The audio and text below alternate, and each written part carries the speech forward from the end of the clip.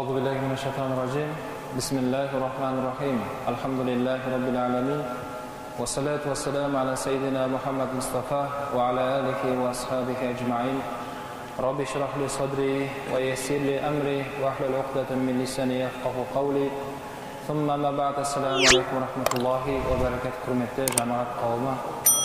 Алла субхана ва тағала бүгінгі ұстаған оразаларымызды, ниеттерімізді Алла Тағала қабыл еткен болсын. Алыстан жақыннан келген қадамдарымызды Алла Тағала сауаппен жазған болсын иншалла. Біздер өткен дәрісімізде мойнымызда болған ертең Алланың алдында сұралатын 40 парыз жайында дәріс бастаған болатынбыз. 40 парыздың 7-і иман мәселесінде еді, 5 парыз исламда, 12 парыз намазымызда. Бүгінгі дәрісіміз иншалла сол 40 парыздың 4-і дәретте болады. Алла Тағала Құран кәрімде «Иза қумтум иля солати фахсилу вужухакум». Намаз оқитын болсаңыздар, онда беттеріңді жуыңдар. Ва айдиякум илал марафиқ, қолдарында тірсекпен қосып жуыңдар. Ва амсаху бируусакум, бастарыңа масих тартыңдар. Ва аржулакум илал каъбайн, аяқтарыңды тобықпен қосып жуыңдар деп Алла Тағаланың осы Маида сүресінде Алланың бұйрығын көріп тұрмыз. Осы 40 парыздың 4 парызы құрметті бауырлар дәретте екен. Бұл дәрет алу, кешегі намаздың 12 парыздың бірі, сыртқы шарттың бірі, ол дәретті болу, намаздың парыздың бірі еді. Және сонымен бірге дәреттің өзі 4 парыз құрап жатыр. Осы бұл тазалық, құрметті бауырлар, жалпы адамдардың ішіндегі ең таза жүретін адамдар ол намазхан кісілер екен. Намаз оқыған адам ең таза адам. Неге? Себебі пайғамбар саллаллаху сүннеті бойынша дәретіңіз бола тұра, намаздың уақыт кірген кезде дәреттің үстіне дәрет алу, ол мұстахаб амал болады. Міне осындай күніне жоқ дегенде 5 мәрте, 4 мәрте дәрет алып жүрген адамдардың ғұламалар айтып жатыр, денсаулығы да өте жақсы кепілдік беріледі. Себебі ол тазалық иманнан. Осы дәрет мәселесі, құрметті бауырлар, бұл намаздың бір парызы екен. Дәрет мәселесі. Бірақ кейде соны естіп жатамыз, көріп те жүрміз. Дәрет алып тұрады, аяқ жууға келген кезде аяқын жумайтын бауырлар көріп тұрмын. Құрметті бауырлар, бұл аяқты жуу Құдайдың бұйрығы. Аржулакум илал каъбайн, аяғыңды жуу, тобықпен қосып жуу деген бұл Алланың бұйрығы. Бұл дәрет жайында пайғамбар саллаллаху хадисі бар, ал-вуду мифтаху сола. Біліңіздер, дәрет ол намаздың кілті. Дәретің жоқ па, намазың жоқ деп отыр пайғамбар. Ас-сола мифтахул жанна. Намаз ол жәннаттың кілті дейді.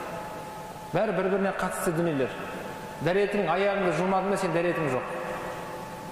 Міне осы аяқты жуу мәселесінде, құрметті бауырлар, бірде адамзаттың асыл тажы пайғамбарымыз саллаллаху алейхи ва саллям дәрет алып тұрғанда бір сахабасы келіп, асығыс дәрет алады. Дәрет алып келді де, ол бауыры аяғын жуған еді. Бірақ пайғамбар саллаллаху алейхи ва саллям өкшесін, тобықтың артқы жағы дейміз ғой, сол өкшесін жумағанын көріп пайғамбар жаңа сахабасына ескерту берді. Ол сахаба шығып баратқан кезде уайлу лил ақаб, өкшесін жумайтындарға жаһаннамның уайлы болсын деді пайғамбар. Я Расулалла, аяғым жудым ғой деді. Жоқ, сен жақсылап аяғын жуды. Сол сахаба аяғын жуған еді, өкшесін жумаған еді, бірақ пайғамбар оны байқап қалды. Құрметті бауырлар, міне осы келетін бұл сахих хадис. Пайғамбар айтып жатыр, аяғын жумайтындарға жаһаннамның оты болсын деді. Бірақ өкінішке орай кейде осы аяғын жумауға бір-біріне шақырып жатқан бауырларды көреміз. Дінде қатты тұратын мәселелер бар, жеңіл қарайтын мәселе екіге бөлінеді. Бірақ Құдайдың парыз еткен 40 парызы ол жеңілдікке құрылмаған ол. 40 парызы ишихат етілмейді. Мүмкін бұлай істесе болатын шығар, мүмкін мынандай жеңілдіктер бар шығар. 5 мезгілді мүмкін 4 мезгіл оқысақ болатын шығар. Мүмкін мынау Рамазан айында оразаны мүмкін қыстың күні салқын кезде ұстасақ болатын шығар деп ишихат етілмейді оған. Себебі Құдайдың 40 парызы ол орында тұрады. Ал сол парыздан сүннет амалдар, мұстахаб, әдеп мәселелерінде ишихат етіледі. Қаралады, жағдайға қаралады, уақытқа қаралады, адамның денсаулығына қаралады деген секілді. Ал осы аяқты жуу мәселесі, құрметті бауырлар, ол Құдайдың парызы. Оны жуу керек. Енді фиқ мәселесінде осындай мәселе көтеріледі. Аяғын жумаған адамына үйіп намаз оқимыз ба, оқымаймыз ба деген мәселе көтеріледі. Оны ғұламалар айтады, көзіңмен көрген болсаң, аяғын жумаған адамның артына үйіп намаз оқуға болмайды. Неге? Себебі ол адамның намазы дұрыс емес. Аяғын жумаған адамның намазы жоқ. Ал екінші жағдай бар, Siz keldiniz, sol bir adam namazga kechigib kelib, o'zlari bo'lib namoz o'qib. Endi so'g'an uyib namoz o'qiymi desangiz, ulamlar uyib namoz o'qiymiz. Nega? Biz ko'zimiz bilan ko'rgan jo'qmiz. Bugun oyog'im juvdimi, jumadimi bilmaymiz.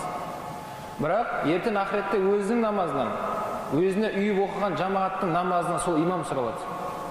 O'ta og'ir masala. Sol uchun hurmatli bolalar, bizlar boshqanda jugun ko'targan кезде o'g'an saqlanu kerak. Bu oyoqni juv Allohning farizi, Xudoning farizi, sol daretning 4 farizi. Demek bugungi dersimiz sol 40 farizning 4 farizi daretde bo'ldi.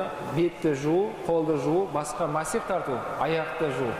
Qolgan 3 martadan juv, og'iz burunni shayu degan bari o sünnet mustahab amallar inşallah. Va axir davana alhamdulillahi robbil alamin. Erikşenlerim rahmetullah barşamız özünün to'g'ri yo'lda yurishimiz nasib etsin. Ya Rahman Rahim, o'zing siratli mustaqim to'g'ri yo'lda yurishimiz nasib etsin. Tutib жатқан orazlarımızı, niyetlerimizi özün qabul algaysin. Adasız yurgan bavlarımızı özün hidayet tavfiq bergeysin.